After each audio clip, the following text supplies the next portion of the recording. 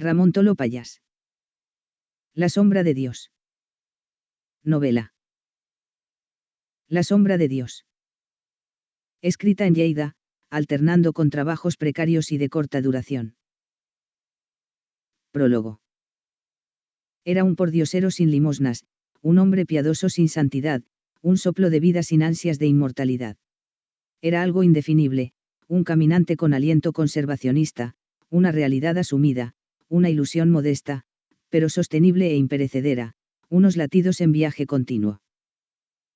Era una muestra típica del inmenso gentío que pasa por su existencia terrenal desplazándose de puntillas en absoluto silencio, sin escándalos, sucediéndose los días monótonamente, levantándose y acostándose una vez tras otra, y, sin embargo, esperanzado e inquieto en llegar a mañana. La noche terminó. Fue larga, incómoda. Fue oscura, sin un rayo de luna, invisible. Fue silenciosa, ausente, con esporádico silbido del viento, sin reflejo de vida. Fue eterna, negra, tétrica. Fue, una noche maravillosa. Maravillosa. El calificativo era inusual, no imposible, sino ligeramente probable, aunque en un mínimo porcentaje. Las mentes ya andarían especulando si aquel humano, capaz de concebir el contrasentido de la mayoría de los habitantes terrestres, estaba en su sano juicio, era un lunático. En esta rotación de descanso / cansancio pleno radicaba la alternancia del suplicio y la calma agradable en su cuarto nivel, el espiritual, en una generosa convivencia con el primer nivel, el yo, íntimo y personal, en tanto que el segundo, la familia, y el tercer nivel, la sociedad, estaban pidiendo mayor atención, y el susodicho personaje intentaba día a día conseguir la óptima relación con ellos. Pero, estaba colapsado por su espíritu, aunque tenía una enorme voluntad que le permitía vivir plenamente su propio yo. Las farolas todavía alumbraban las calles, aunque muy ligeramente al ir imponiéndose la luz natural del naciente sol. Custodio iba sumergido en esa tenue luz del amanecer, tras abandonar las sombras de la noche en las afueras de la ciudad, donde había dormido a la intemperie y desguarnecido de cualquier alumbrado público. La frescura atmosférica le iba despertando de su somnolencia matinal, que era bien patente en las ojeras del semblante, la languidez del cuerpo, la marcha cansina de un mal reposo. Mientras avanzaba, con el paso incierto, oteó el panel encendido de un bar recién abierto para la clientela madrugadora del sector transportista, que aparcaba los camiones en las cercanías y se introducía a desayunar. Él, la imitó, tomaría un café de la Gaggia italiana, que se encargaba de extraer el delicioso aroma del grano mezclado entre tueste natural y torrefacto. La gente no hablaba. Comía, bebía. Estaba pensativa planificando la jornada. Pero el sabroso bocadillo de mullido pan, horneado en esa misma madrugada por el panadero del barrio en la panificadora instalada 2 manzanas más al centro de la ciudad, conteniendo lomo jugoso hecho a la plancha apenas un minuto antes, o relleno de largas lonchas de jamón ibérico, seguido de ensaimadas, croissant o chuchos, todavía con la masa caliente de recién hechos, completando la matutina alimentación con la taza de café con leche, cortado, carajillo o simple café, les hizo salir del mutismo en el estado aletargado que se encontraban. Había quienes estaban ensimismados en la lectura del periódico del día.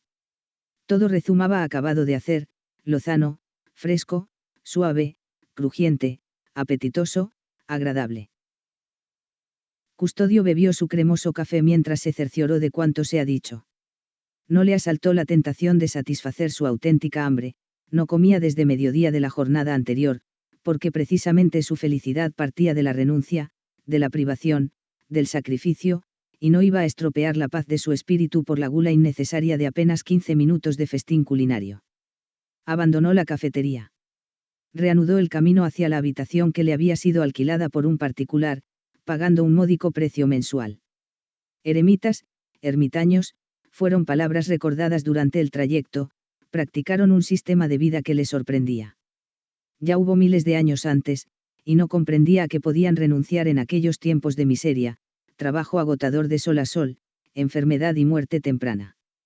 Mientras iba ensimismado en esas reflexiones alcanzó la vivienda. Hoy libraba en su puesto de trabajo, igual que ayer. Los lunes y los martes eran sus días de descanso. Así, se tumbó encima de la cama. Aunque no era un hábito en él, hoy durmió una siesta adelantada a media mañana, su cuerpo extinguió la deuda de sueño. Transcurridas varias horas ya estaba otra vez en la calle. Se infiltró en el bulevar. Vagó en sus lugares más recónditos. Siguió y resiguió escaparates, terrazas de bares donde no sabía ya qué beber, y acabó aburriéndose en todas partes. Desandó lo andado. De nuevo en la reducida habitación equipada con gustos espartanos, o lo que es lo mismo, sin nada superfluo, ni tan siquiera algo divertido e informativo como podía ser un televisor, aunque no faltaban varios libros de la biblioteca universitaria, se sumergió en la vaciedad. Fue entonces cuando dedujo la necesidad de un cambio radical en su vida, una especie de giro de 90 grados en su trayectoria escasamente gratificante.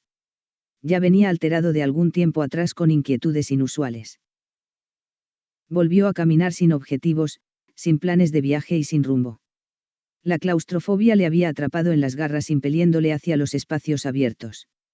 Necesitaba una motivación para delimitarle la idea que diera sentido a su vida, así entraría a formar parte de una abstracción personal donde navegaría, y más en los sentidos internos pero con frecuentes visitas de los 5 externos para inferirle cierto aire realista.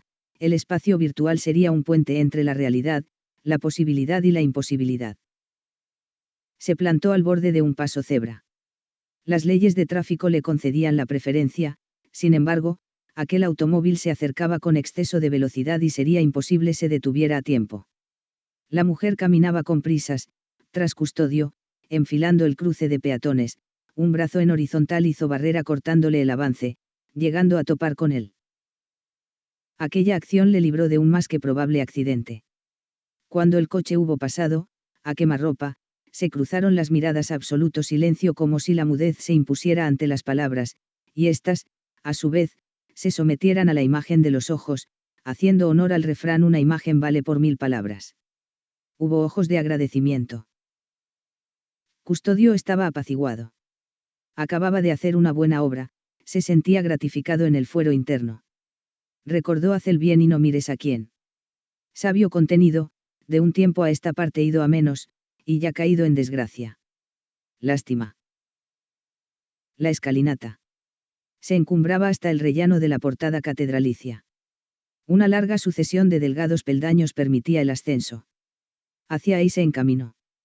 Podía dar la impresión de tomar el instinto aborregado, y limitarse a seguir a quienes acudían en gran número hasta la alargada nave de culto. No sería una opinión descabellada puesto que realmente así fue.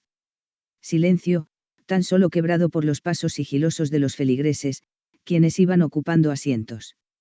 Fue una concurrencia de un puñado reducido de creyentes aguardando el inicio del rosario, eran gente mayor chapada a la antigua, con el collar eslabonado entre manos de mujeres muy devotas suplicando en el alma por la salud y la buena suerte de toda su familia. Custodio habría despertado sospechas si alguien hubiera estado pendiente de él. Al entrar se sentó en los bancos posteriores, sintiéndose desplazado de cuantos acudían al culto, se aproximó a la espalda del grupo de oradores. Cuando el oficio religioso comenzó, se aproximó todavía más. Ahora ya se sentía del grupo. Se sentía reconfortado entre tantas esperanzas, representadas una a una por cada feligrés allí congregado. Recordó. Fue muchos años atrás, cuando niño, se repetía una escena similar, prácticamente calcada. Entonces era su querida abuela Consuelo quien oficiaba el rosario, al atardecer, arrodillada en una silla polivalente que levantaba el asiento y permitía apoyar las rodillas. Ella rezaba el Dios te salve con una energía juvenil y un fervor de santa a pesar de sus 70 años, el resto de los asistentes respondía con el Santa María. Repetía el ruego idéntico, y cada vez avanzaba con los dedos una bolita del rosario, hasta finalizar en la cruz con Jesucristo crucificado. Ahí acababa la oración. El pueblecito quedó abandonado algunos años después. Se llamaba Eril Castell. Se reencontró con el aire exterior al abandonar la catedral. La ceremonia religiosa se prolongó apenas media hora. Estaba considerando que había sido beneficiosa la asistencia al sentirse con un espíritu fortalecido. Ese refuerzo de fe no fue comunicado por la monótona repetición de las oraciones, prefería con creces la misa con el sermón rico en contenidos del comprensivo sacerdote, sino recibió el estímulo moral por el ambiente, la paz del lugar, la actitud sumisa de los creyentes allí presentes hacia algo sobrenatural que escapaba a toda manipulación de mentes humanas retorcidas. Cruzó calles. Recorrió avenidas. Se vio sentado en el taburete del bar, donde le llevó la sed y el justificado apetito de 30 horas de ayuno. Bebió, comió una tortilla a la francesa emparedada entre pan untado con tomate. Como colofón saboreó su ansiado café, cremoso, dulzón, de agradable aroma y mejor sabor, no iba a negarlo, estaba enganchado al café, y, sin embargo, lo mantenía a raya permanentemente, hasta el punto que cualquier observador le calificaría como esporádico bebedor de ese brebaje. Era un motivo de autocontrol, de dominio sobre la gula, de mesura ante las apetencias corporales con claro contenido material. __anda, Ignacio. Cuéntanos algo. Hoy andamos bajos de moral, y es normal porque estamos a martes, es decir, estamos muy lejos del descanso, de la fiesta y de la alegría del sábado. El grupo de dialogantes jóvenes, en actitud jocosa ante la llegada del aludido Ignacio, estaban agarrados a sus respectivas botellas de cerveza. No cabía duda de que la risotada posterior fue compartida por la generalidad del corro de contertulios. __, os vais a quedar con las ganas. Mi sueño nunca fue motivo de chiste. Para mí es algo serio y de contenido dramático. __, ja, ja. __, ji, ji. __, jo, jo. La hilaridad escandalizó las proximidades. No hubo ningún comentario posterior. El recién llegado marcó distancias con quienes invadían su educada sensibilidad, alejándose de ellos e interponiendo a varios clientes, entre los cuales estaba Custodio, quien coincidió a la misma vera.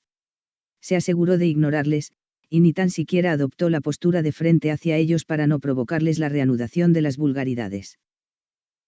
__, es usted una persona silenciosa. Había hablado Ignacio, sorprendiendo a Custodio, el cual llevaba 2 horas perdiendo el tiempo junto al primero y sin haber despegado los labios. __, sí. He pensado alguna vez en el contenido de su observación, hasta me he calificado de autista por mi vida interior, alejada del contacto con el entorno. Aquella muestra de sinceridad agradó a Ignacio y le facilitó la apertura de la conversación, dando paso al desahogo emocional que tanto estaba necesitando. __, le cuento. Tuve un sueño que expliqué a mis amistades. __, cabrón. Fue una grosería, igualmente, una palabra de mal gusto, también, una impertinencia, que duda cabía de un insulto. Ninguna. Entonces, resultaba inexplicable la inmutabilidad del policía de tráfico, destinatario de tal improperio. No existía tal misterio, ya que el autor de la indecente palabra tomó sus precauciones, acaso una técnica de sobrevivencia, un susurro había escapado de la caverna bucal, que tan siquiera se percibió en un radio de 3 pasos, insuficiente para los 30 aproximados hasta el empleado público, siendo el emisor de la palabrota el único receptor. Sus ojos. Ahí cambiaba la cosa. Cualquier buen observador sabría detectar síntomas de reproche. Pero, también estaría sembrada la confusión porque quien se levantó de mal humor puede equivocar los significados por simples coincidencias. Y, naturalmente, nadie podía tacharle de irrespetuoso ciudadano ante una autoridad del tráfico rodado. El vocablo emocionado, con cariz crítico, había sido neutralizado por no llegar a articularse con claridad, la mirada, cargada de censura, no tenía consistencia interpretativa por su ambivalencia expresiva, su actitud global de permanencia en la sombra del tupido eucalipto podía despertar recelos de crítica en quien teóricamente estaba en horas de servicio, cuidando la vida de cuantos circulaban, ya usuarios de artilugios rodantes, o bien de peatones, pero, el guardia de tráfico era un agente despreocupado de cuanto aconteciera fuera de sus límites encomendados por las normas de tráfico, es decir, calzada, arcén y cuneta. __, su carné de identidad. El viejo fue interceptado en el caminar pausado a lo largo de la alquitranada superficie, avanzando con la tranquilidad de quien anda sobrado de tiempo. Sí, señor. Con manos temblorosas de quien ha rebasado los 75, extrajo de un bolsillo interior de la chaqueta, confeccionado con suave y grisáceo forro, una cartera encuerada a la que se le había incorporado una goma elástica antiapertura involuntaria. __tenga, señor. El agente leyó ambas caras para sí mismo. Sin mediar palabra, extrajo un bloc de denuncias de la maleta colgante en la moto, aparcada en las inmediaciones. Quien sobrepasaba el punto medio de la edad septuagenaria, camino ya de la octogenaria, palideció, pero no osó despegar los labios. Su mente estaba activa y emocionada en el silencio, el respeto, la sumisión. Primero, se sentía perplejo porque ninguna falta quiso cometer. Segundo, le preocupaba una multa que le atacara el poder adquisitivo de su exigua pensión mensual. Usted es un peatón. Para que nos entendamos, usted no viaja en coche, y está circulando como si estuviera montado en él. Un hombre a pie ha de caminar por el margen izquierdo. El viejecito estaba encogido de hombros, arrastrando la vista y sumergido en el silencio sepulcral. El policía de tráfico guardó mutis mientras redactaba la denuncia hasta el punto y final. Comprende la justificación de la multa. Al caminante, curtido con el trabajo de sol a sol durante 60 años de su vida, y en plena intemperie, se le atravesó la palabra justificación puesto que estudió en su juventud tan solo las 4 reglas, lo justo para poder leer, escribir y contar. Justificación. Preguntó, quedándose con la boca abierta, propia de un desconcertado. Quiero decirle si ve correcto multarle. El abuelo permaneció callado cierto tiempo, pero seguía con la boca abierta, y la mente despierta del guardia, entre el lapso transcurrido y la cara de embobamiento del viandante, creyó que el tiempo de respuesta fue bastante mayor. Yo, no sé. Firme aquí. El agente marcó una X en el lugar señalado, acto seguido trasladó el impreso oficial al compungido interlocutor, quien firmó con esfuerzo tembloroso. El infractor recibió una copia, acto seguido fue conminado a aguardar en las proximidades. Espere en ese árbol. Le conseguiré transporte. Paseaba, y quisiera seguir. El agente ya se había olvidado de él, silbato en mano obligó a un motorista sin casco a detenerse. La escena íntegra fue observada por Zacarías, sí, él mismo, quien articuló la grosería ininteligible, recapitulando al principio de la exposición de este sueño, y quien se resguardaba del abrasador sol estival, a mediodía, bajo el voluminoso árbol de hojitas remorosas en plena brisa de airecillo caliente. Aquel eucalipto era el único. Ningún árbol más, ni de la misma especie, ni de diferente, daba cobijo en aquel lugar. Y allí fue a parar el recién empapelado transeúnte. Ya eran 2 huéspedes. Hubo saludo. No faltó su buenas tardes. Faltaría más en un buen hombre de la vieja ola, y en un habitante de edad media constituyente del relevo generacional, verdadero puente entre la profunda ideología del viejo, la cual suponía y respetaba, pero practicaba mínimamente, y las nuevas generaciones desvinculadas de la vida espiritual. Romper el hielo fue más escabroso, hubo una fase más suave consistente en un proceso de fundición. Alguien echó mano al consabido hace calor, y otro alguien añadió las predicciones meteorológicas para mañana, sacadas de los informativos de comunicación a las masas. Algo iba a alterar el apacible inicio de la tarde. Inicialmente, fue un fenómeno clásico del verano, no obstante, actuaría de detonante e iría acrecentándose cada vez más, cual una bola de nieve con inicios de canica en la cúspide de la ladera, y con final terriblemente colosal en el fondo del valle, allá donde el río recibe a todos los nuevos socios, los barrancos.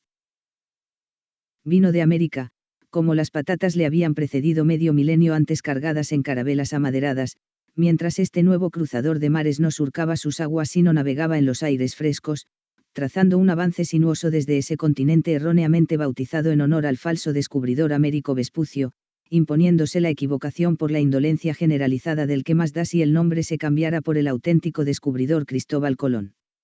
De improviso, la tenue sombra avanzó con su raya cabalgadora impregnando los vivos colores del verano, barnizándolos de una tonalidad ligeramente oscurecida, haciendo juego a este fenómeno se levantó una turbulencia polvorienta, se oyeron truenos que retumbaban en las paredes rocosas de montañas próximas, y ya no hubo bicho viviente ignorando la tormenta que se avecinaba, no, sino que ya estaba allí soltando sus primeras gotas, y más bien gotones porque su tamaño se alejaba muchísimo de pequeñas partículas líquidas.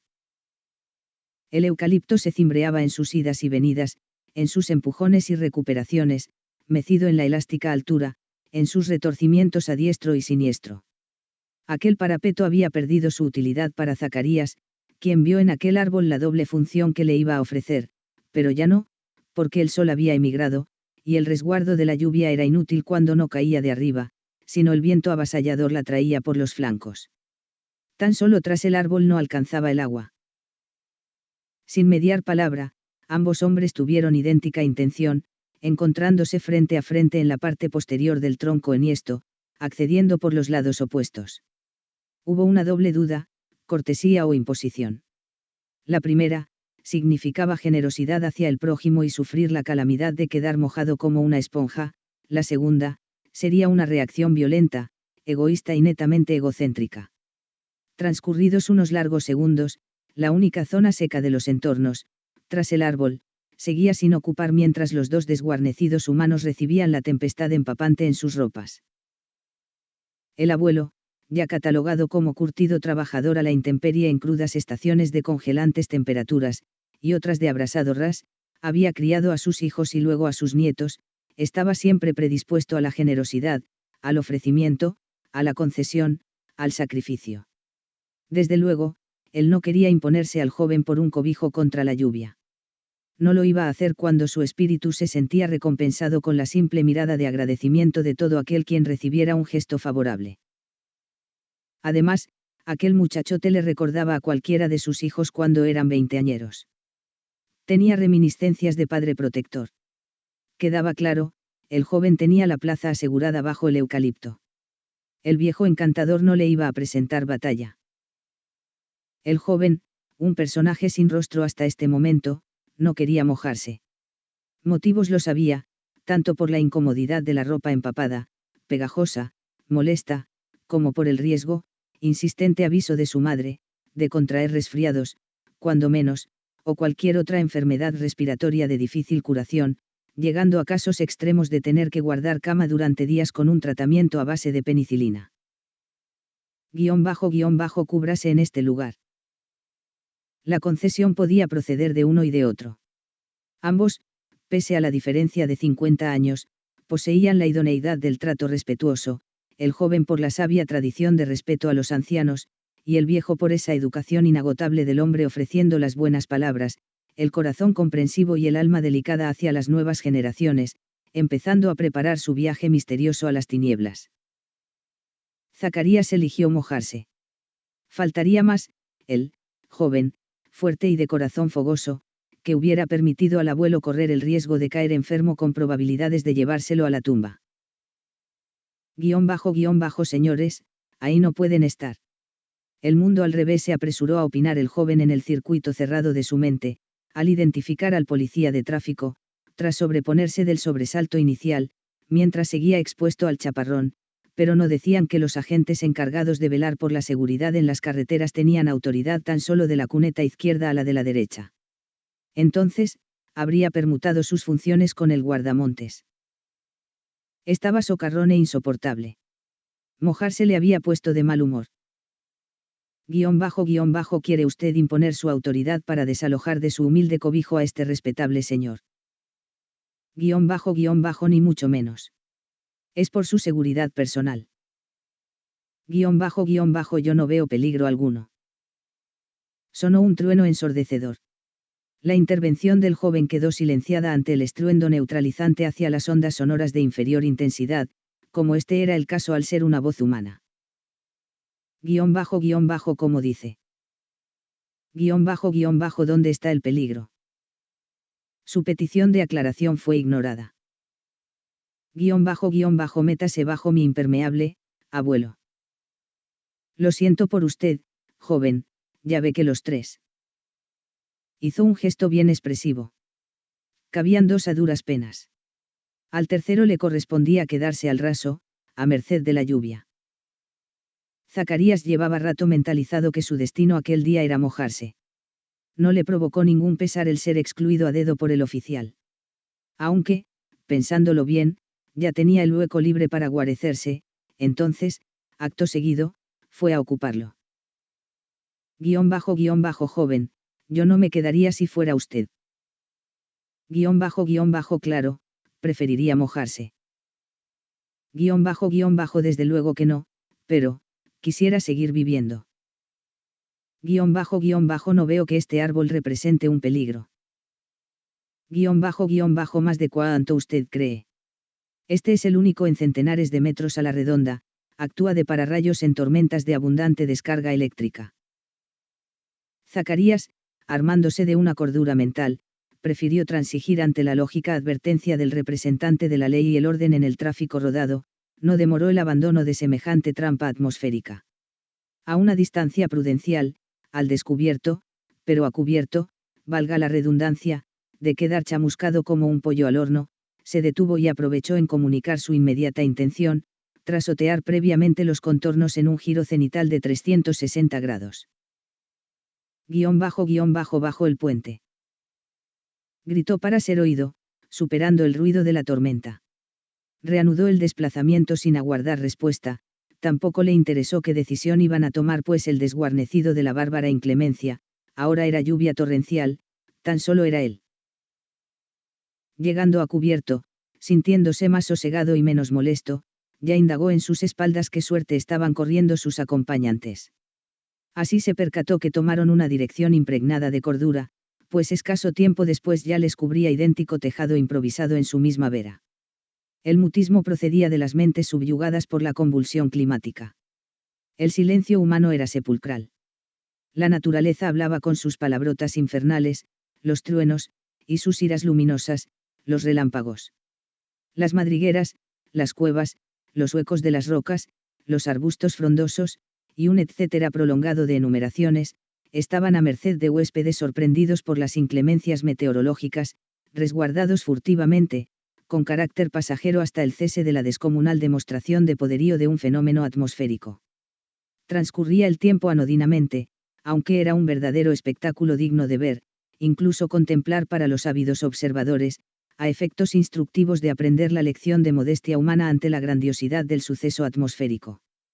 Sin embargo, ese fenómeno meteorológico era insignificante comparándolo con la gran explosión del Big Bang, que millones de años después sigue, y seguirá, en su fase de expansión y alejamiento de toda la masa fragmentada en un avance hacia el fondo del espacio, quizá hacia el infinito. Estas deducciones las hicieron científicos aceptados con credibilidad, Einstein, Hawkins. _UAUU. Zacarías era de pueblo. Podía ser ese el motivo de la exclamación canina de asombro, ya que hubieran servido igualmente a, Dios mío, cáspita, madre mía, y una retahíla de diferentes vocablos en que el deletreo de sus sílabas era secundario, dominando su carga emocional de timbre agudo. Entonces, ¿en qué quedamos? ¿Era el tiempo presente anodino, o no? Pues, ya no. El relámpago parecía pasar de largo, como las docenas de semejantes destellos luminosos previos a él.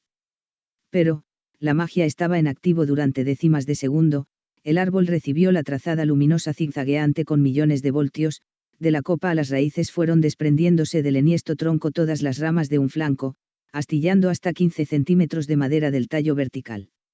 Y todo fue en silencio, durante menos del segundo, que fue el tiempo necesario para recorrer el sonido los más de 200 metros distantes hasta la arcada del puente con estructura antigua. El mundo se derrumbó en los oídos de los tres hombres.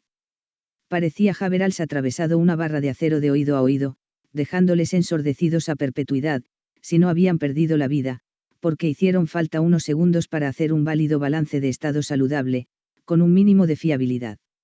Fue un tremendo susto auditivo. Era el momento para recordar. Pero no un hecho histórico sino de ese preciso instante, pertenecía al pasado, aunque de 5 segundos antes, por consiguiente podía incluirse en el presente.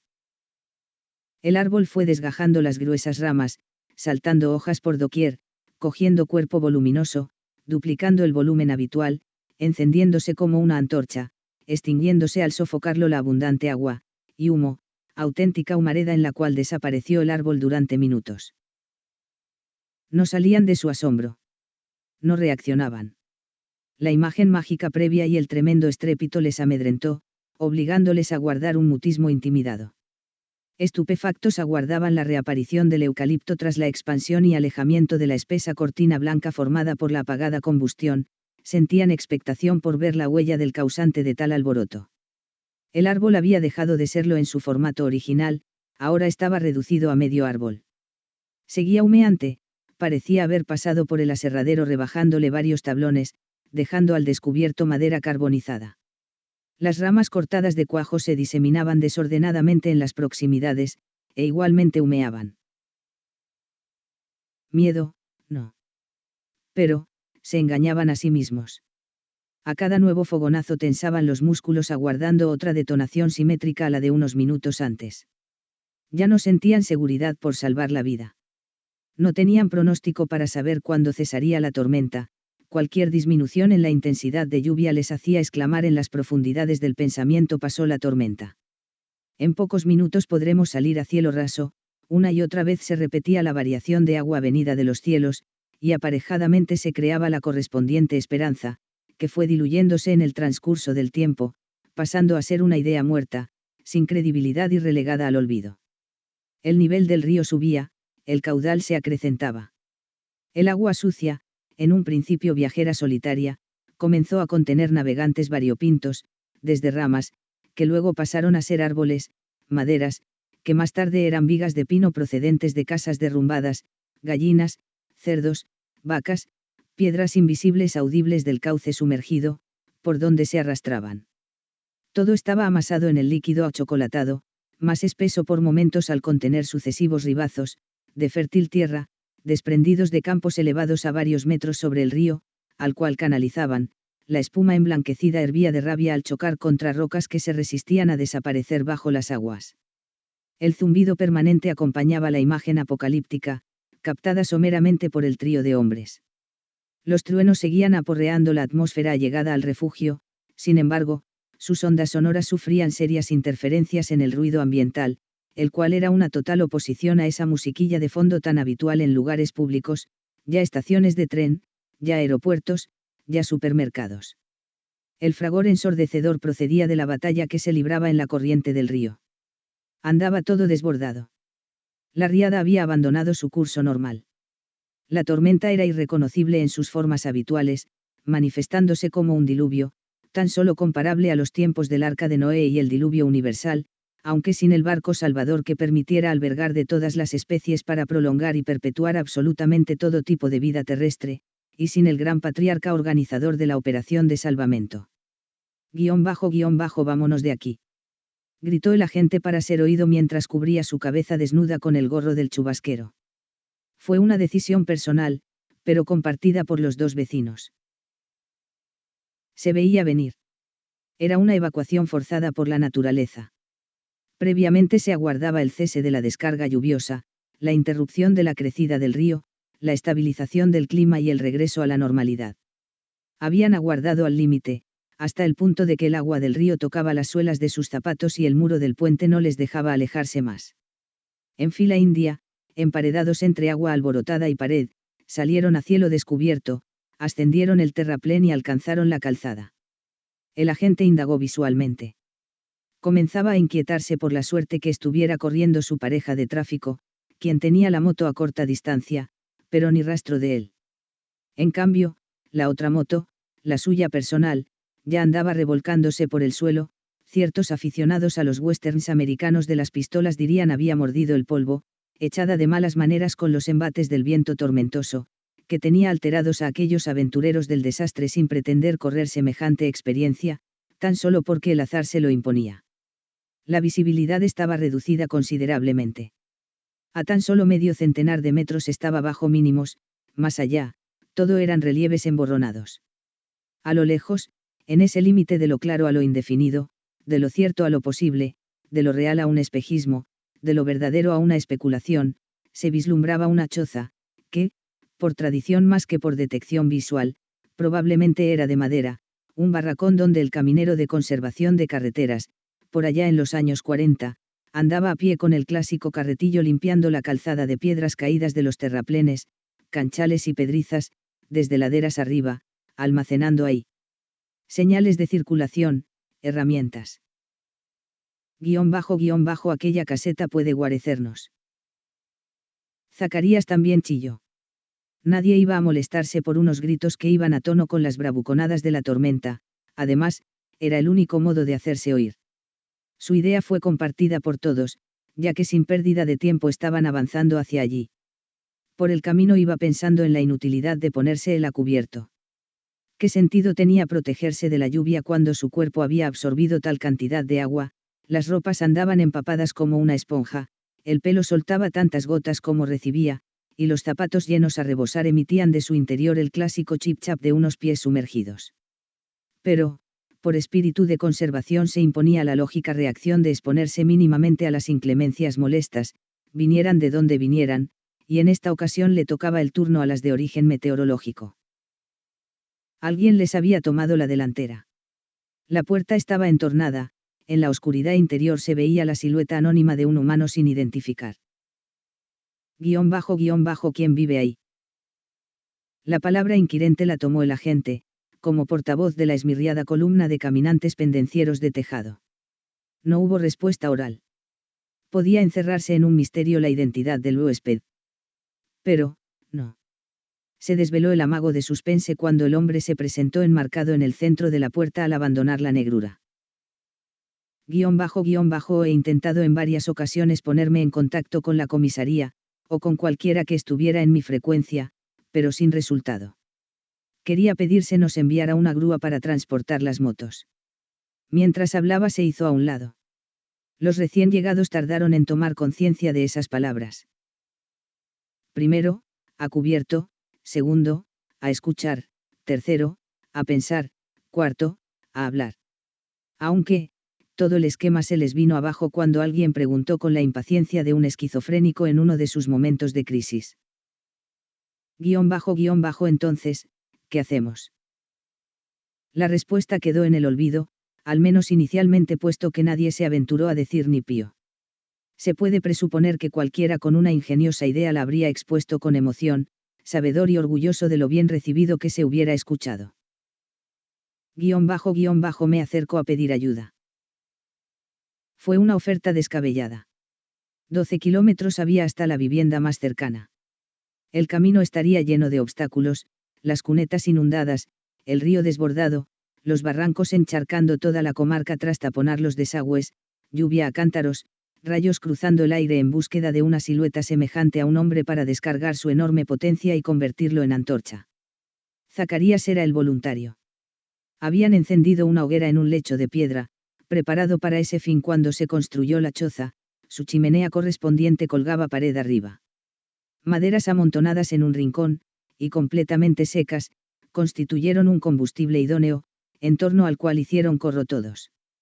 Así, transcurridas ya 3 horas, pudo conseguir Zacarías secar sus ropas, extendiéndolas junto a las llamas y la brasa viva.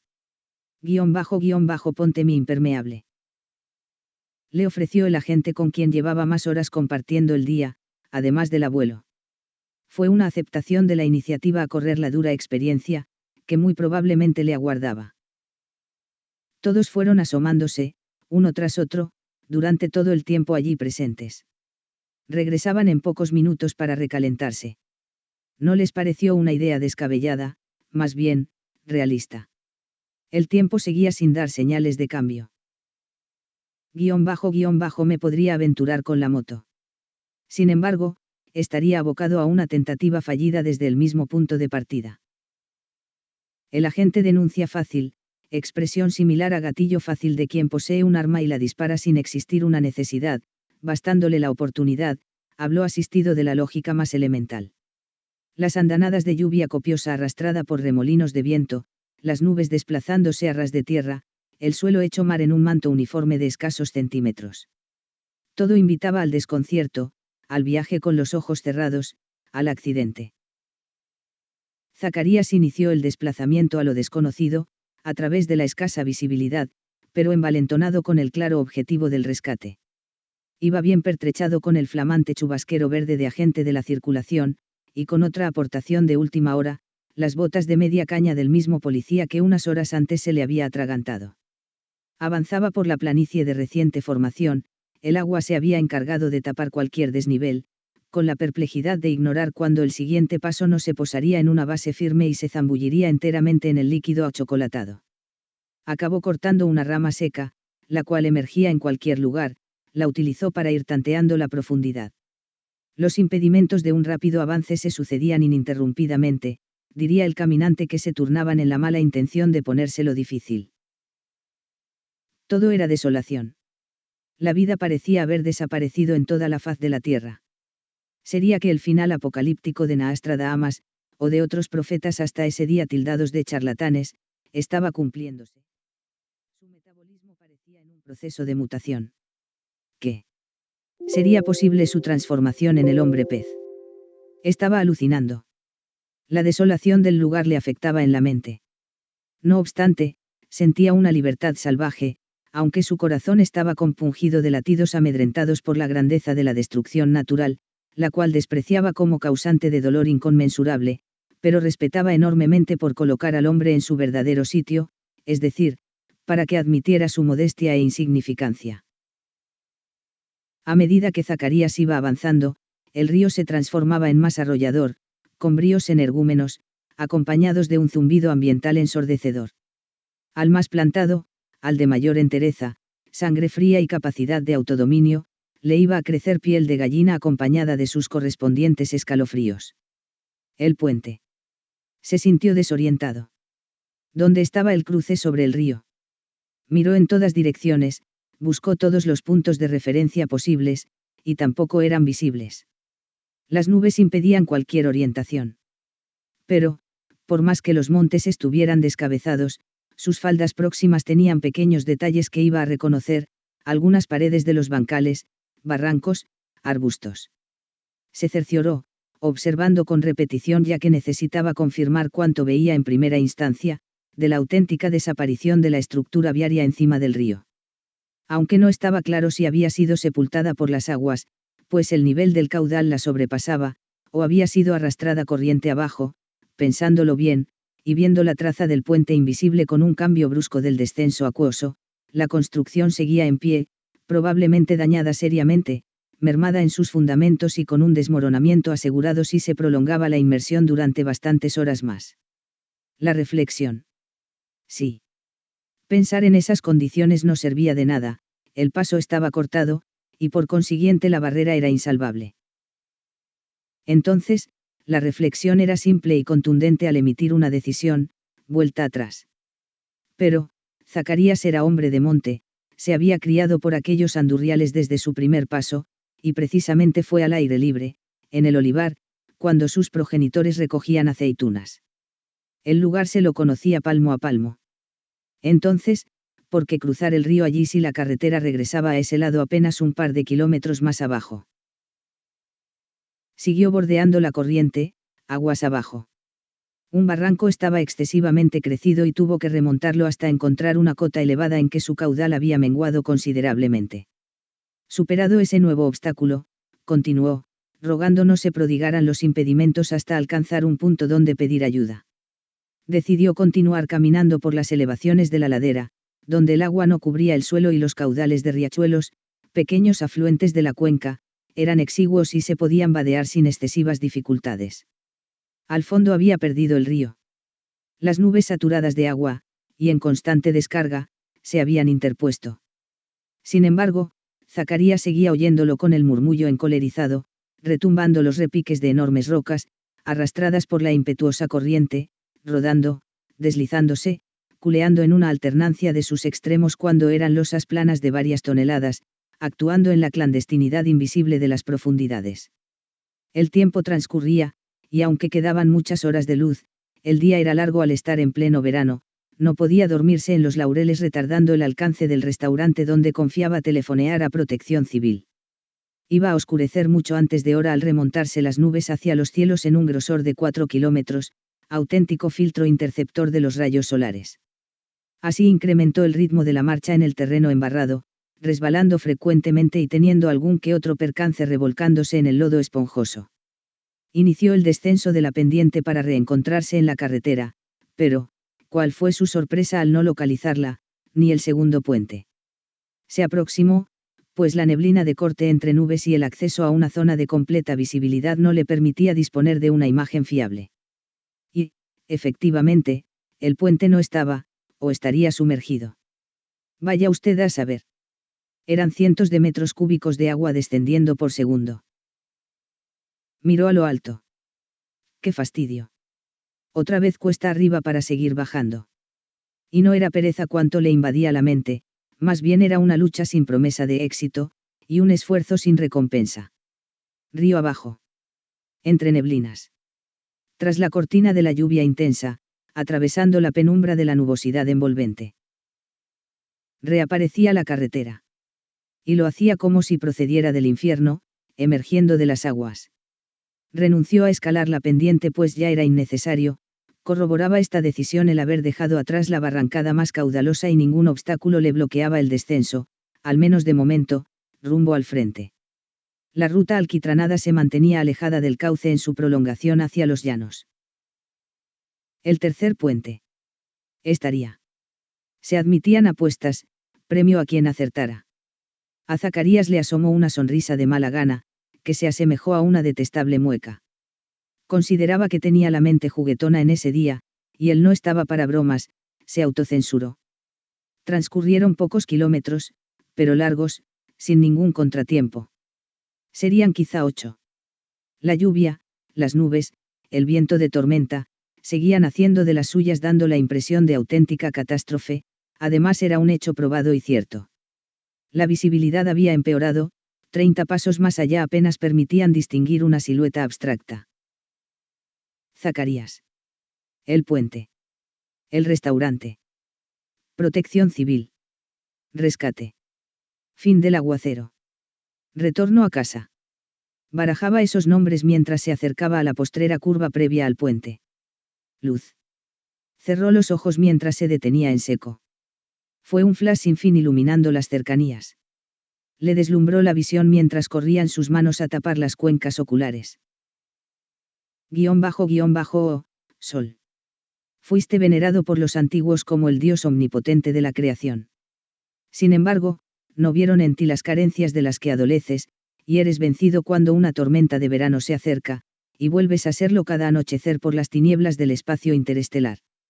Y ahora, ¿qué pretendes con esta demostración de poderío energético? Mientras se quejaba intentaba localizar algo visible en su entorno, incluso tirar marcha atrás. Nada. Resultaba contradictorio, pero cierto, que un exceso de luz era tan ocultador de cualquier imagen como la oscuridad más impenetrable. Y ahora no era el sol. ¿Qué había sido del sonido? No oía nada, ni la furiosa corriente del río, ni los truenos, ni el viento. Ahora estaba aislado hasta de sus propios sentidos externos, auténticos mediadores entre el pensamiento y las realidades materiales del universo. Zacarías había perdido el contacto con la realidad. Incluso desconocía que la noción de distancia escapaba de su percepción, sin ir más lejos, y sin extendernos en demasía, ignoraba que sus pies ya no estaban sobre sus propias pisadas. ¿A qué velocidad va el pensamiento? Hay que suponer que la respuesta está en poder de la ciencia, con algún margen de error. Zacarías creyó hablar en voz alta mientras despotricaba contra el astro rey, o sea, el sol. Estaba sumido en una equivocación. Su intención fue pronunciar palabras, emitió el mensaje desde el centro nervioso, el cerebro, y los impulsos transmitieron su contenido a las cuerdas vocales, a la lengua, a los labios, sin llegar al objetivo. La onda expansiva le arrancó del suelo, le proyectó a centenares de metros. El impacto en el lugar de llegada iba a ser definitivo, destructivo, sin ninguna posibilidad de salvación. De súbito, intuyó que aquello era el final. La denuncia al abuelo, chocaba con la sensibilidad humana. Era para seguir unas normas de tráfico destinadas a evitar accidentes y salvar vidas. Fue un pensamiento relámpago, posiblemente más rápido aún, a la velocidad de la luz, y más todavía, es decir, la velocidad absoluta, esa que escapa a cualquier comprobación humana y que se deduce por indicios, la que logra evadirse de los agujeros negros. Las preguntas de Zacarías, un humano con sentimientos positivos, con inclinaciones a la crítica, pero receptivo y comprensivo al finalizar un razonamiento, fueron cursadas en el tiempo de transición, tras abandonar el tiempo real buscando el tiempo imaginario, la cuarta coordenada que se añade al espacio y nos acerca a la teoría de la relatividad de Einstein. Zacarías no despertó como humano. Se añadió al tiempo imaginario y olvidó completamente que había pertenecido a un nivel de plazos, camino de la temporalidad y de la caducidad. El abuelo, los dos policías de tráfico. ¿Qué más daba? Algo a olvidar. Los misiles nucleares no habían perdonado a nadie. Absolutamente todos a morir, fue el final sin dolor. La guerra a gran escala, con bombas de uranio y de hidrógeno, provocó un cambio climático en pocas horas, con desastres naturales en toda la Tierra. Bastaron escasos días de intercambios con armas de destrucción masiva para aniquilar la vida, y en algún lugar por partida doble, primero las radiaciones de los cohetes intercontinentales, y, en segundo lugar, las inundaciones. Este es el sueño que despierta las risas de toda la ciudad. Vaya donde vaya me señalan con el dedo, ya me han colgado el letrero El soñador fatuo. ¿Qué opina usted? Custodio había escuchado atentamente. Fue una narración excitante. No necesito pensar para responder. Ha sido original y trágico. Regresó a la habitación pasada la medianoche. Hoy dormiría decentemente en la cama porque mañana le tocaba trabajar y necesitaba ir bien descansado. Puso el despertador a las 7 de la madrugada. Ya entre sábanas recordó el sueño del narrador, que le enseñó a ver el mundo desde la perspectiva de la destrucción masiva con el consiguiente resultado del exterminio humano. La Guerra Fría llevó a situaciones cercanas a ese trágico desenlace. Llegado el siguiente día acudió a su puesto de trabajo. En el tablero de anuncios estaba recién expuesto el cuadrante de vacaciones y le correspondía a él iniciarlas desde ya. Le cogió por sorpresa, le hubiera gustado saberlo con tiempo para planificar dónde iría. La precipitación no es aconsejable en acción humana alguna. 24 horas después cogió el tren lanzadera Intercity de las 8:37 de la mañana y puso rumbo a Barcelona. En poco más de 2 horas llegaría a su destino. En las proximidades del Prat de Llobregat decidió apearse en esa estación. Iba a entrar en Barcelona de una manera poco común para los tiempos actuales, y lo haría a pie. Caminó carretera alante. Iba sin estímulos relevantes, nada le motivaba a resaltar entre todo lo demás. Pero siempre estaba pensando en casi todo. Agilidad mental tenía, pero de poco le servía pues no dedicaba ningún interés a algo concreto. Le inquietaba el mundo de las ideas, sería filosofía su vocación desconocida. Sentía soledad, como si el desierto árido le circundara, aunque se animó cuando la carretera se adentraba en la urbe, pasando previamente por aquellos arrabales donde el dubitativo hombre comenzó a desprenderse de sus cavilaciones.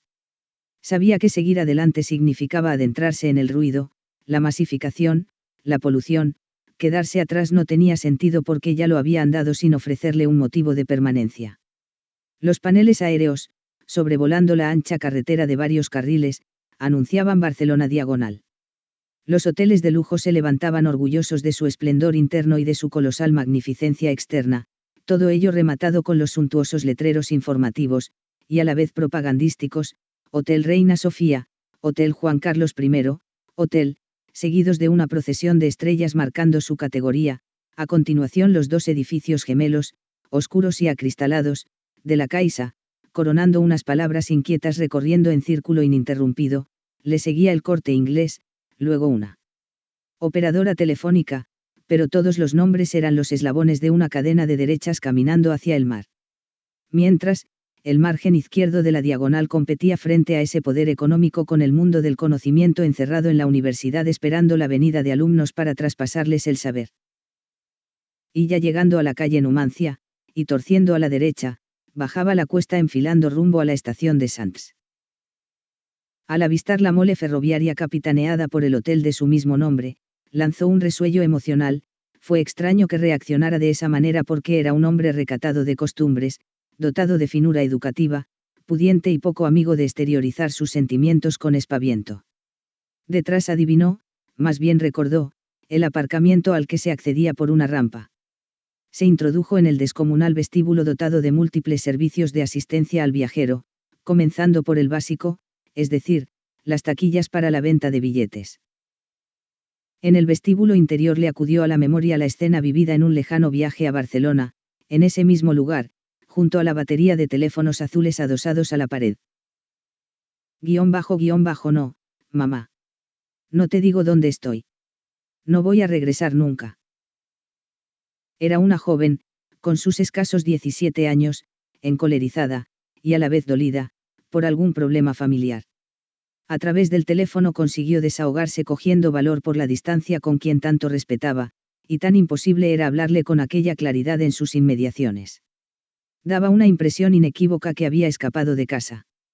Custodio recorrió lentamente la media docena de terminales de las telecomunicaciones, ahora desocupadas, como buscando saber cuál fue su suerte, si acabó en un final feliz con su regreso a casa, o si pasó a engrosar la larga lista de personas desaparecidas cada año, algunas sin saber nunca más nada de ellas, ocasionando un dolor lacerante a un reducido grupo de familiares, quienes jamás encuentran consuelo, inculpándose a ellos mismos por haber sido incapaces de comprender y ayudar a los que tanto añoran. Siguió recorriendo la sala de espera. Aquel banco metálico también tenía su historia. Otra mujer, igualmente joven, se sentó en él, no pasaría de los 25 y ya tenía fuertes temblores en los brazos, las manos, la cabeza. Posiblemente tenía la enfermedad del Parkinson. Le costó esfuerzo abrir el bolso para sacar una cajetilla de cigarrillos, siguió con dificultades en tomar un pitillo y en instalarlo entre sus labios. Finalmente, la llama del mechero hizo su diminuta hoguera en el tabaco enrollado en la hojita de papel de arroz, tras oscilar el gas en combustión a uno y otro lado guiado por la mano insegura. Probablemente empeoró y estaría encerrada de por vida en una residencia. Más allá, en otro corro de bancos, tomó asiento. Hojeaba la prensa comprada en una de las varias papelerías. Y recordó, otra vez le vino a la memoria un episodio acaecido en aquel lugar. Esta vez era un hombre joven. Estaba sentado frente a frente con él, sin embargo, no reparaba que hubiera nadie a su lado, ni a su espalda, ni a unos pasos más adelante. Se había encerrado tras una coraza invisible, un escudo protector llamado soledad, tenía una cómplice compartiendo su amargura, que agarraba permanentemente y la acompañaba en los cortos trayectos hasta los labios, y era la botella de vino. No se molestaba en hundir el tapón de corcho, tan solo lo encaraba unos milímetros en la embocadura y quedaba a la espera de un nuevo trago. Un desengaño, la defunción de un ser entrañable, un fracaso profesional. Algo gordo tenía que ser. Algo que dio en el blanco, e hizo diana en un puntal valioso de su equilibrio. Abandonó Sants. Se perdió intencionadamente por las calles de Barcelona, entre sus gentes, y, como un anónimo ciudadano, se mezcló. El Paseo de Gracia. Su descenso. Imágenes retrospectivas en la memoria. Aquel anciano bajaba cuesta abajo con una trayectoria sinuosa, era poseedor de exiguas energías. ¿Quién cuidaba de los viejos? Nadie disponía de tiempo para ellos. Custodio rememoraba que unos años atrás lamentó la falta de amparo a los ancianos, en situación parecida a aquel peatón zigzagueante, en permanente peligro de caerse y provocarse heridas de larga duración. Barcelona es bona si la bousa sana, dice un refrán extendido por todos los confines de Cataluña. Tiene un contenido meramente materialista, Barcelona es buena si la bolsa suena, entendiéndose que se refiere a una bolsa de dinero. Él iba a ser la oveja negra de la archiconocida frase, le estaba presentando batalla en sus ideas para desacreditarla e ignorarla con esa inclinación mundana. Iba a ser un enunciado literario falso ante él, y seguiría siendo el popular dicho aceptado por la inmensa mayoría. Él iba a ser la antítesis, pero tenía bien claro que la excepción no confirma la regla y seguiría todo cual estaba. La opulencia contrastaba con la miseria mostrada por un reducido número de pobres, que se les encontraba salteados en cualquier punto de la ciudad, aunque era más espesa su presencia en las Ramblas, la Plaza de Cataluña, el Paseo de San Antonio. Custodio se daba cuenta del fracaso general de cuantos gobiernos habían dirigido el país, tanto los de Madrid como los autonómicos de Cataluña. La pobreza a gran escala era un mal endémico e imposible de erradicar en su totalidad, Eran palabras de políticos para justificar su incapacidad. Bien era verdad que el problema no quedaba reducido al ámbito nacional, sino que se esparcía por todo el planeta. Cuando hubo regímenes militares esta injusticia social estaba agravada, quienes dirigían el país intentaban tapar las mayores vergüenzas de cualquier gobernante, encontrarse un mendigo en plena calle.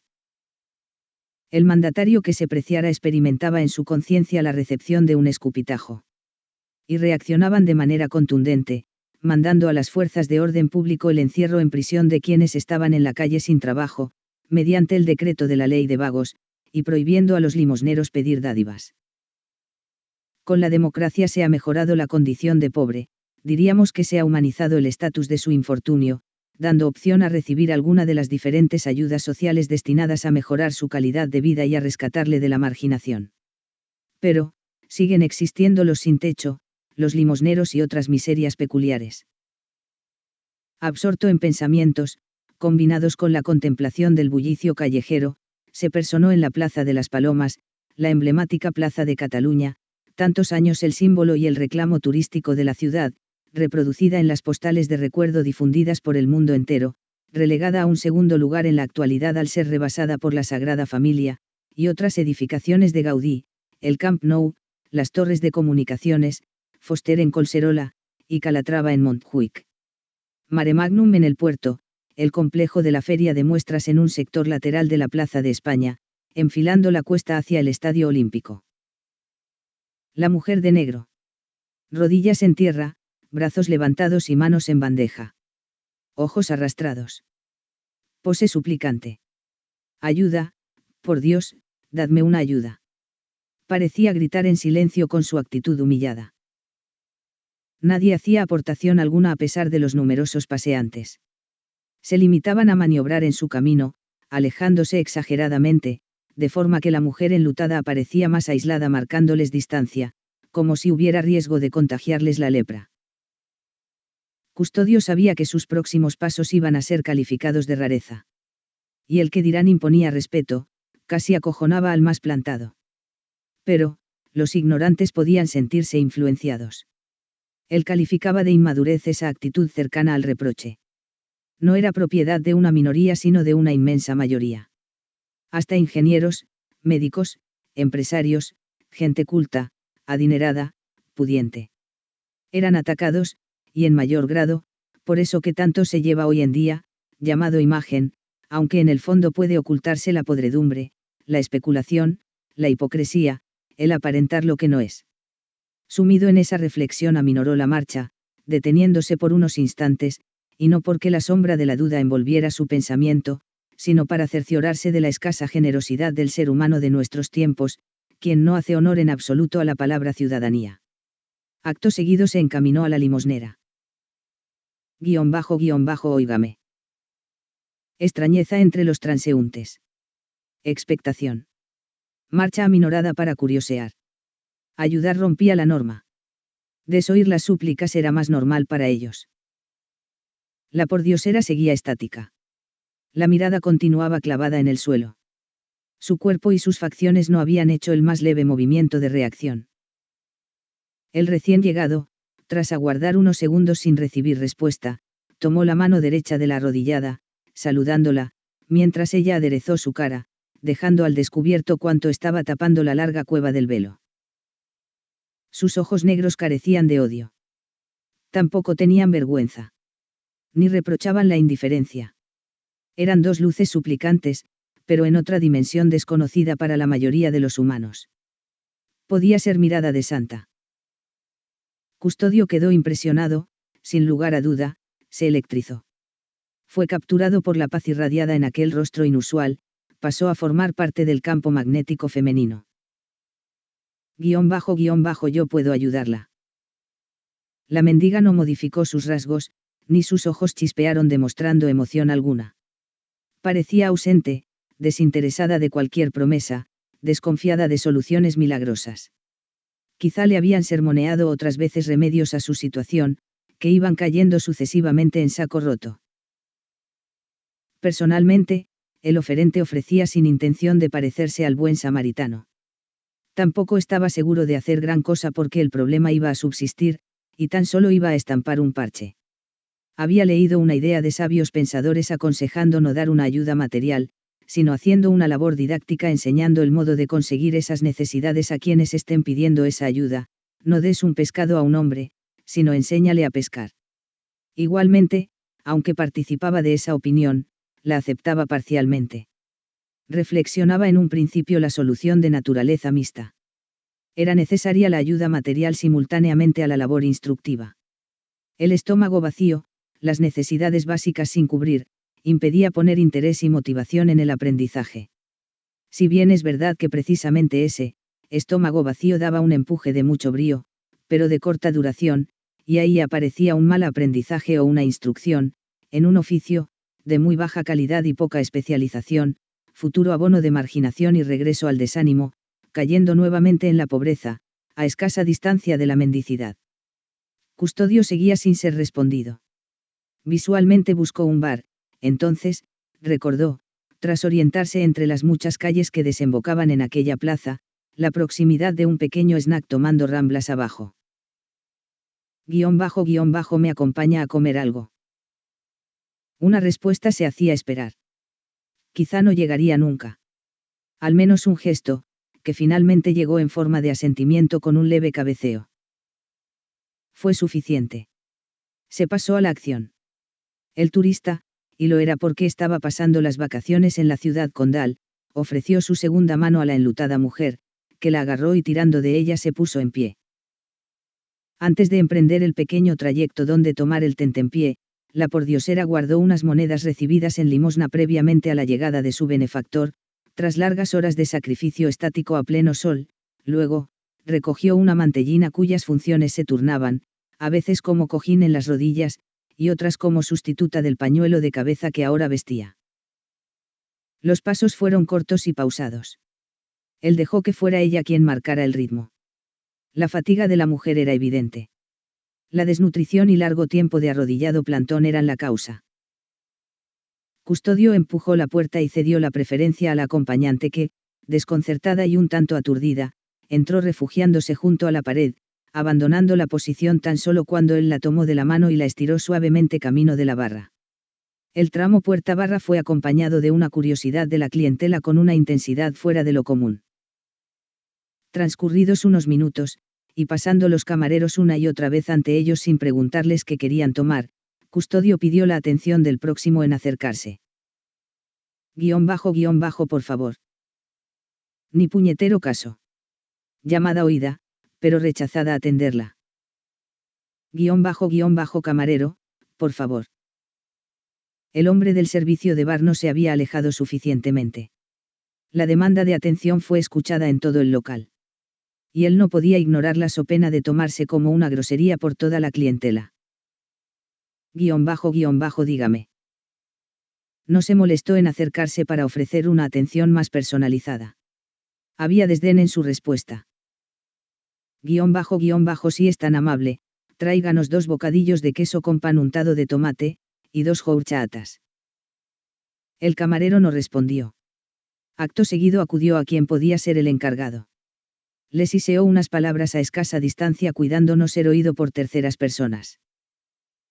La atmósfera estaba enrarecida. Y no precisamente de humo, sino de campos de fuerza de aceptación y rechazo entre los asistentes. A la limosnera la querían en la calle, la habían encasillado en la miseria y querían que nunca más mejorara su condición humana. La reconocían de buscarse la vida en el barrio. Quien mandaba se personó ante Custodio. El mostrador les mantenía demasiado alejados y por ese motivo salió al espacio de los clientes. __, señor. Lea ese letrero. __, es idéntico al que cuelga en otros bares. __, sí, pero yo voy a hacer uso de él.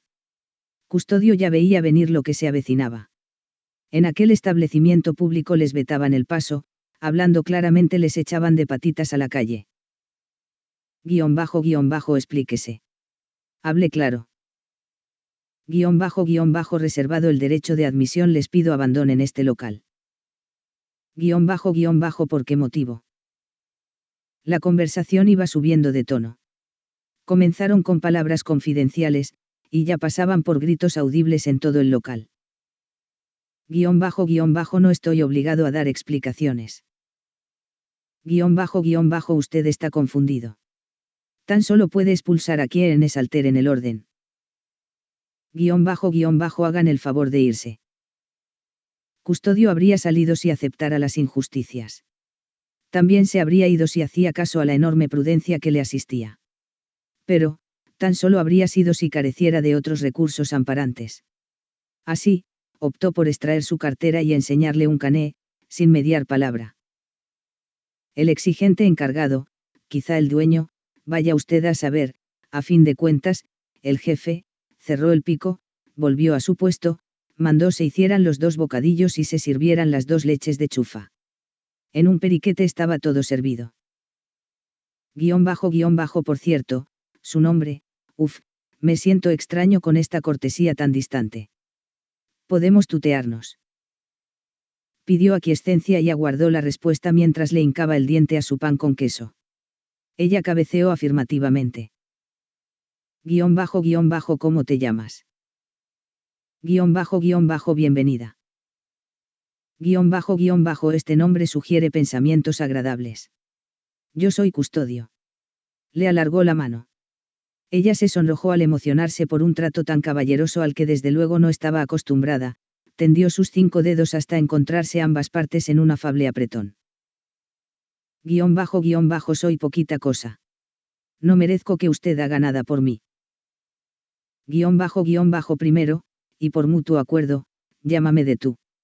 Segundo, tú eres tanto como cualquier habitante de la tierra, y te mereces lo mismo que los demás.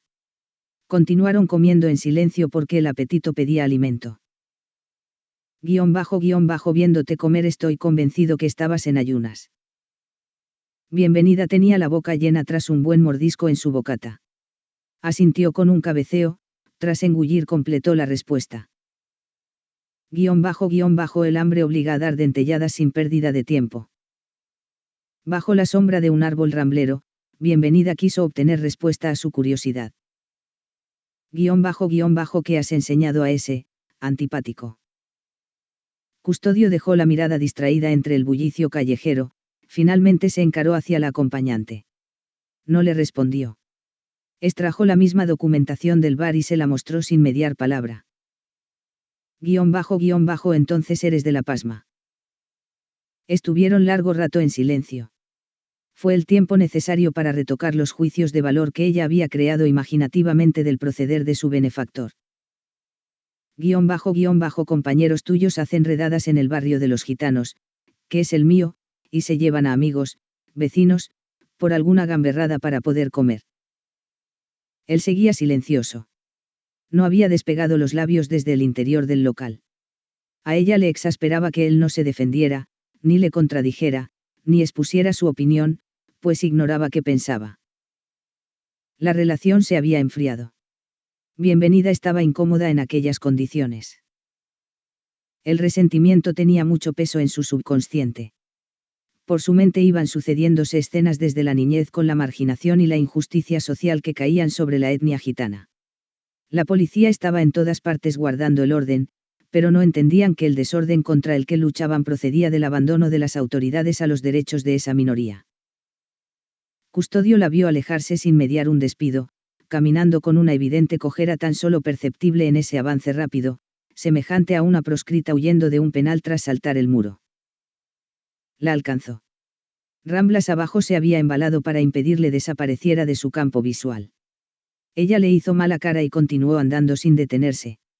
La acompañó a su lado. Papá, ¿qué sucede? Bienvenida preguntó a un gitano rodeado de 2 municipales, quien les mostraba una carpeta de papeles.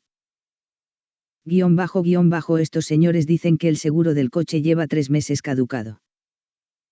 Vaya. Ya nos engañó el agente de seguros.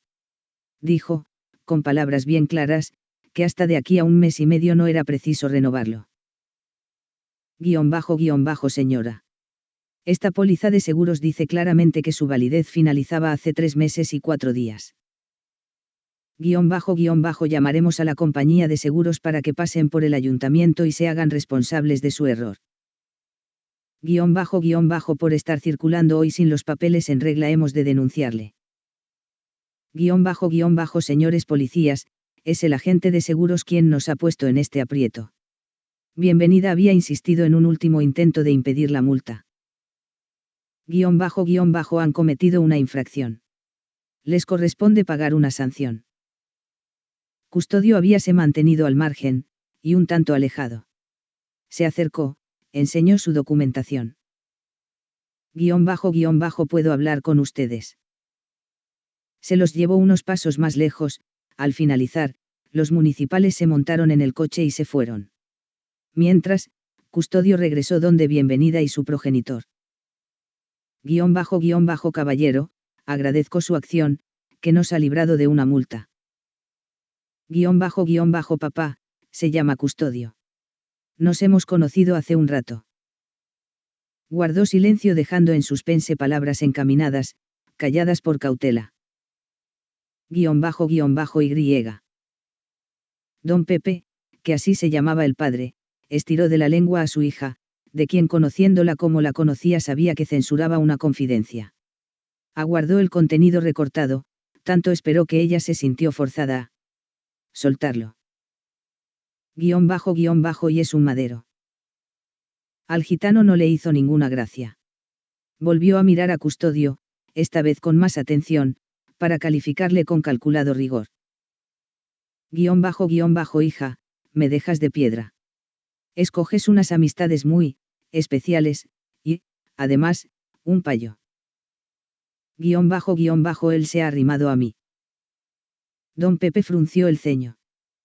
Por momentos sus recelos se acrecentaron. La desconfianza la manifestaba pegándose a Bienvenida para hacerle algún chismorreo, en tanto miraba a hurtadillas y de reojo hacia el que, de pronto, había pasado a ser un extraño. Empeorando la situación, es un secreta. Ya sabes, la ley disfrazada en servicio de espionaje. El repudiado se aproximó más. Fue un desplazamiento tomado con sospechas indagatorias en la mente suspicaz de don Pepe, quien pasó a poner cara de poco amigos, demostrando aversión al extraño. Pero, no había intenciones negativas ya que, al llegar a quemarropa de su hija, Custodio extrajo un fajo de billetes, de los que apartó unos cuantos y los entregó a Bienvenida. No eres prudente yendo por las calles con tal cantidad de dinero. La gitana reprochó la poca cautela del payo. Estaba sin coger el dinero en una actitud indecisa mientras su padre tenía los ojos en viaje continuo del dinero a su hija, y, a su vez, de ella al dinero, como queriendo decir a qué esperas, cógelo. Ser de la pasma me sirve para proteger el dinero de mi bolsillo. Don Pepe estaba dando pellizcos en la espalda de Bienvenida, y a escondidas de Custodio, con el objeto de presionarla a aceptar el dinero sin pérdida de tiempo. Cuando lo tomó, suspiró aliviado. Les deseo buena suerte. Fue su despedida. Se puso a andar sin recibir contestación. Estaba acostumbrado y le dolió un poco menos. Era reacio a comunicar su cargo de agente en la reserva para no ser tratado como un bicho raro. Custodio. Se detuvo. Atendiendo a la llamada de la gitana, se giró. Vivimos cerca de aquí. Ven a cenar con nosotros. Permaneció pensativo, callado, desconcertado. Aquella familia pasaba de la aceptación al rechazo, y vuelta a la aceptación en escasos minutos, cuando él aún no se había hecho a la idea de nada en concreto. En casa lo que dice mi hija va a misa, o sea, bien hecho está. Véngase y probará la comida gitana. Acabar de convencerle fue fácil, se acercó Bienvenida, le tomó de la mano y le estiró hacia el piso. Detrás le siguió don Pepe tras cerrar con llave las puertas del coche. El piso gitano era antiguo, había media docena más en el mismo edificio. Era espacioso, como todas las viviendas construidas 50 años atrás. Todo estaba en orden, si exceptuamos un cuarto habilitado como almacén trastero donde se amontonaban numerosos utensilios sin clasificar, propios de un anticuario desordenado. La gitana madre pelaba patatas en la cocina. Tenía dos dóciles animales de compañía contemplándola, pero haciendo trampa porque estaban encarados hacia ella, aunque con los ojos cerrados, lo que equivalía a presencia física y ausencia sensorial, eran un perro y un gato con la paz firmada, sin tiranteces de por medio, alejados de las riñas y con una convivencia fuera de lo común. Bastante antes de ser abierta la puerta, la peladora de patatas ya sabía que llegaban familiares. Cuando el gato saltó del mostrador y el perro se erigió sobre las patas, enfilando ambos hacia la entrada, tenía la prueba de la aproximación de compañía grata. Con el forastero no había contado, que fue el tercero en entrar. _vieja. _papá, me prometiste no volver. Está bien. Retiro la palabra dicha. Mira, Carmen. Traemos un invitado a cenar. Aquellos gitanos no acostumbraban a darse la mano si no fuera al cerrar un trato comercial. Buenas tardes, señora Carmen. La gitana saludó en silencio con el sube y baja de la barbilla. Por la seriedad podía adivinarse que era mujer de pocas palabras. Estoy cocinando. Con estas escuetas palabras regresó a la cocina. Mientras tanto, la hija sirvió en el recibidor unas tapas de queso, jamón y morcilla roja, acompañadas de vino, cerveza y zumo de naranja. 2 horas después la cena estaba servida en el comedor. Las ventanas abiertas y un ventilador eléctrico móvil aliviaban del húmedo calor veraniego de Barcelona. Sin cristales, echados a los lados los marcos de madera y apartadas las cortinas, los orificios daban una imagen completamente nítida del puerto con las luces recién encendidas al caer las primeras sombras de la noche. Los diferentes platos fueron clásicos de viejas costumbres. El primero consistió en verdura con un sofrito de ajo, de segundo, se sirvió escarola aliñada con aceite de oliva y sal, de tercero, unas sardinas a la plancha, y gazpacho andaluz para finalizar. Los ingredientes eran los indicados para una fácil digestión, poco antes de ir a dormir. Han llamado los primos de Badalona. Nos esperan mañana a mediodía en la torre. Don Pepe paró de masticar mientras pensaba en algún inconveniente. No veía claro el poder hacer el desplazamiento. No podrá ser. Es una buena ocasión de ver a tus parientes de Andalucía, a quienes no ves desde el año pasado, y mañana estarán allí. El coche tiene el seguro caducado. Los municipales estarán al acecho y quieren salirse con la suya de no quedarme sin multa. Las intenciones habían quedado bloqueadas. Era una barrera difícil de superar. Sin embargo, era importante ir. Se estrujaban la cabeza pensando en qué otras opciones había. Si aceptan mi ayuda yo les conseguiré el seguro renovado antes de las 10 de la mañana. El gitano era un hombre sin emociones, frío y prácticamente impasible, pero habló con voz entrecortada. Nos, saca de un compromiso. Y no es la primera vez, es ya la segunda. No, papá. Es la tercera. Le estamos muy agradecidos, pero que mucho, muchísimo. Aunque cuanto le pueda decir no da de comer, ni le compensa económicamente en absoluto. Cuando Custodio hubo partido, siguieron hablando de él durante largo tiempo. Al enterarse Carmen de la profesión del huésped, se puso las manos a la cabeza. Todos comprendieron el cuidado con el que debían tratarle para que no se enterara de actividades al borde de la ley realizadas por algún familiar que, incluyendo los primos, ascendían a centenares, y solo media docena delinquían. A la mañana siguiente, no llegó a las 10, ni a las 10:30.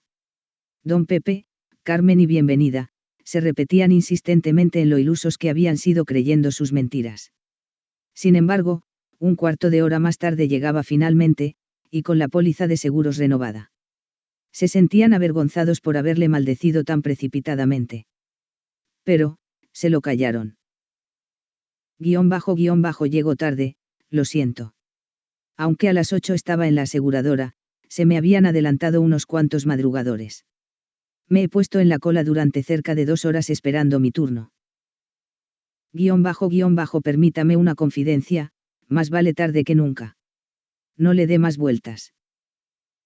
Don Pepe había pronunciado esas palabras con una sonrisilla complaciente.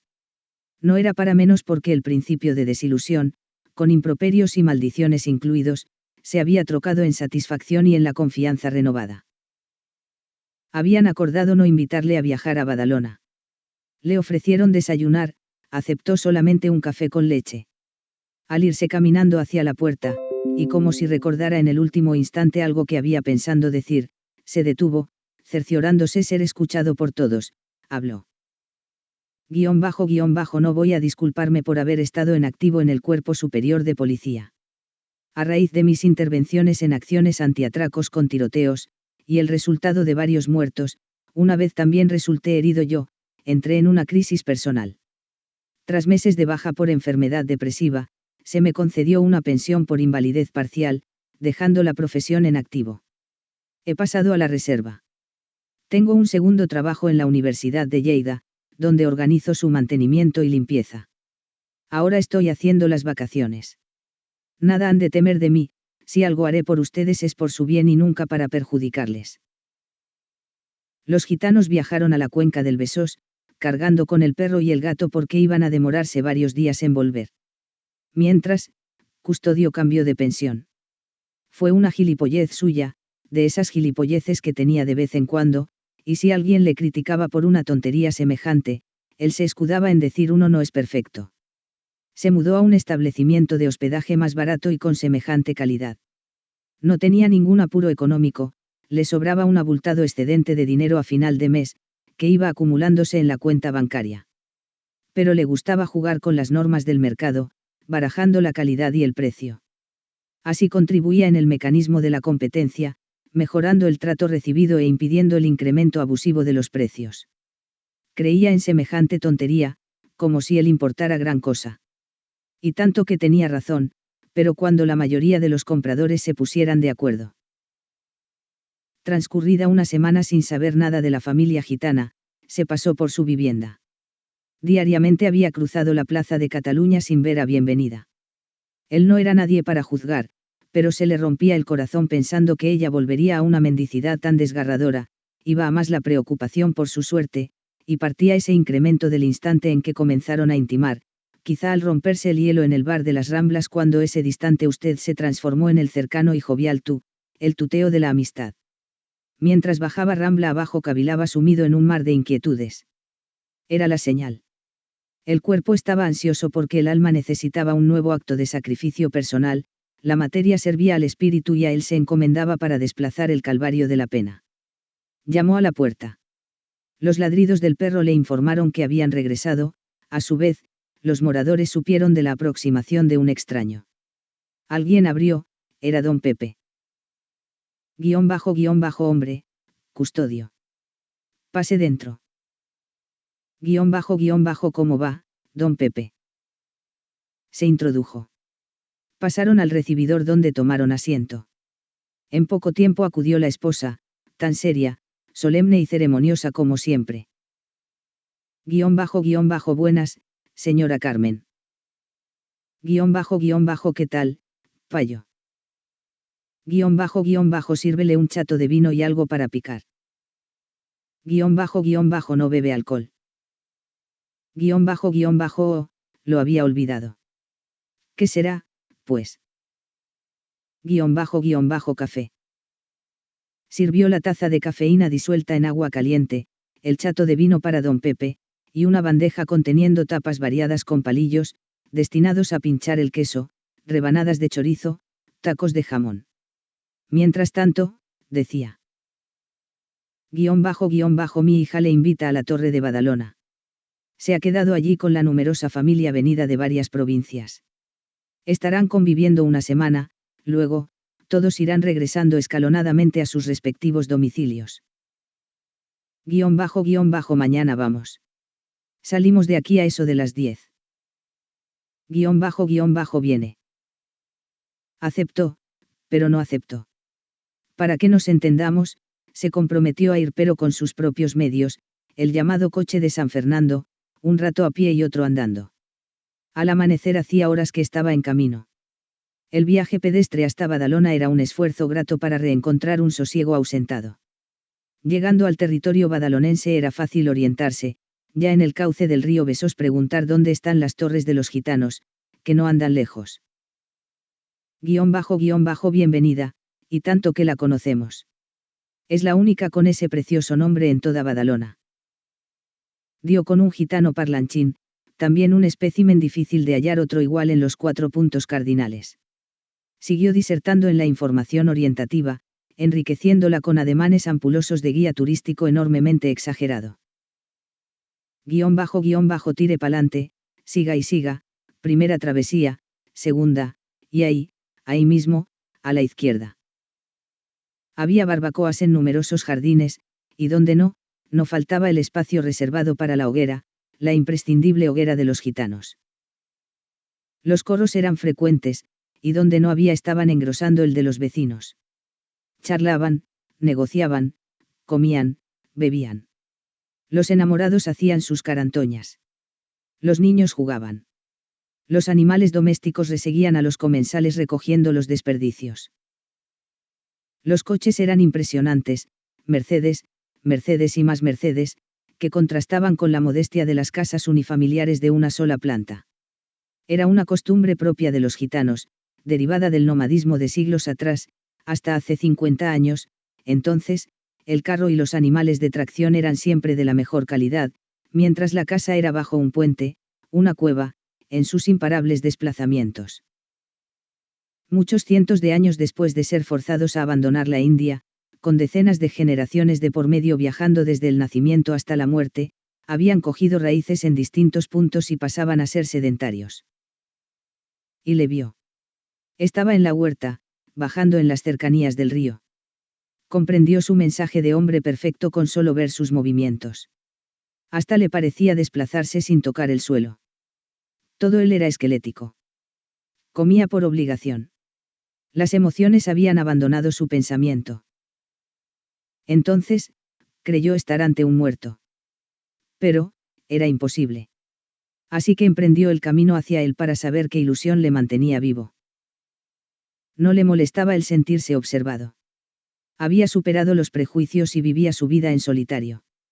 A nadie imponía, ni de nadie recibía una imposición. Las costumbres no tenían para él ningún valor como punto de referencia para opinar o ser criticado en cualquier acción de comportamiento. Su vida era soledad. Era medio camino de la materia muerta. Dios no podía ser más perfecto porque se negaría a sí mismo la capacidad de sentir nada y de comunicar nada a otros seres conscientes. La perfección absoluta pasaría a ser síntoma de imperfección, un ser vivo sin conciencia no es humano. Pasó a quemarropa de Custodio. Le ignoró. Sin palabras, sin gestos elocuentes de saludo, sin reparar en su presencia, sin formalismos humanos de contacto. Parecía carecer de los sentidos. Caminaba con sigilo, como a cámara lenta. Sus pisadas silenciosas reposaban en almohadillas de seda, en colchones de espuma, en globos de aire, en esponjas, como suspendidas en el espacio. Desconocido. Tome de este huerto el alimento que necesite. Entre en la choza, coma y beba.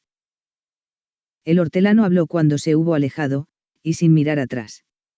Custodio pensó que la conversación no iba con él, aunque acabó convenciéndose de que sí, era el único oyente presente en las cercanías. La oferta era una concesión, un regalo, un reparto, de unos bienes limitados. Daba sin pedir nada a cambio. Era un sistema comunitario generoso pues iba a recibir sin haber contribuido en su obtención. Gracias. No necesito nada. No diga cumplidos. Desapareció entre las habichuelas trepadoras en largas varas, no regresó. Al no reaparecer sintió curiosidad de saber dónde estaba y fue a su encuentro, no lo halló. No quedó sin rastrear un solo palmo de la huerta. Se había ausentado. Custodio quedó impresionado de quien acababa de conocer. Era más un espíritu que una substancia material. Se apartaba de cualquier parecido a ser humano alguno. Empezó a pensar que no era un habitante de la tierra. Era la sombra de Dios. Las hortalizas eran de primera calidad. Tenían tamaños de categoría extra, maduras y preparadas para venderse en el mercado. Tan solo se precisaba arrancarlas. Oyó ruidos de ramajes entre los arbustos y juncales próximos. Y pensó, ahí regresa la sombra de Dios. Custodio, tú por aquí. No era quien pensaba, sino Bienvenida con una cesta de mimbre colgando del brazo. Sí, y aún estoy bajo los efectos hipnóticos de un personaje rarísimo. Viéndote dónde estás, ya sé de quién hablas. Acaba de vender a papá toda la huerta que había comprado hace un año, y tan solo le ha cobrado la miseria de 10 euros. Esa es una pírrica cantidad por toda la cosecha y 2 hectáreas de terreno. Además de la choza, que desmerece por fuera, pero, una vez dentro, es un chalet, incluso con las paredes enyesadas, cuarto de baño, 2 habitaciones, comedor y cocina. Es un personaje singular y fuera de lo común. A mí me ha atraído su magnetismo sin saber el motivo, le he visto de lejos y he sentido la necesidad imperiosa de venir. A papá le ha puesto una condición en la venta, compartir la propiedad con quien encontrara hoy en la huerta. Cuando pactaron las condiciones de la venta. Hace 5 minutos. Ha sido una venta meteórica, llegar, acordar y emigrar a tierras donde perderse en paradero desconocido, en palabras textuales del vendedor. Ese hombre, donde vaya, le acompaña el misterio. Bienvenida buscó con la mirada en los alrededores, luego, se quedó pensativa. En su mente vagaba el desconcierto. Pero, el hombre misterioso ha asegurado que aquí estaba esperando el segundo socio, quien cultivaría la huerta de ahora en adelante. ¿Dónde está? Lo ignoro. Llevo 20 minutos aquí y tan solo le he visto a él. Entonces, tú eres el segundo socio. Custodio se sentía bien por primera vez desde hacía muchos años. Le parecía haber recuperado la paz de espíritu que la dureza de la vida le usurpó. Aquel lugar le cautivaba los sentidos. Había encontrado el paraíso. Quizá fuera cierto. Un sentimiento profundo le susurró, aquí echamos raíces. La gitana se aproximó más. En la corta distancia se incrementó el campo magnético hasta hacerles fundir en un abrazo pasional. Los labios de Custodio buscaron los de la gitana, que ya los tenía esperando con locura su llegada. Pero, estaba aún retraída, y no se había soltado a la locura del amor sin contemplaciones. Los ojos de él la hipnotizaron para que Bienvenida perdiera la vergüenza y soltara su lengua hasta el fondo de la boca masculina, metió las manos en el pecho del varón por el generoso escote de la camisa desabrochada hasta las proximidades del ombligo. El hombre, encontrando que la blusa femenina cedía al estirarla hacia arriba, cuando masajeaba las mamas de ella, se la quitó a través de la cabeza. La gitana ya no era puro ejemplo de sobriedad, recatamiento, pasividad, taciturnidad, sino todo lo contrario, desde loca por los excesos, no renunciando a ningún placer, llevando la iniciativa, en primera línea. Así, tuvo al macho desnudo en un periquete, y haciendo de todo con las partes que quedaban desnudas. Otro tanto hizo Custodio con su gitanita. Estaban desnudos como sus madres les trajeron al mundo, y jugaban con sus cuerpos sin necesidad de ningún juguete. La sombra de Dios había preparado el encuentro de hoy y bendecía su unión. Caminamos a la búsqueda de un lugar abstracto en nuestra mente, que nos dé la ilusión de estar acompañados de quienes más queremos y de lo que más necesitamos, para seguir nuestro viaje en paz.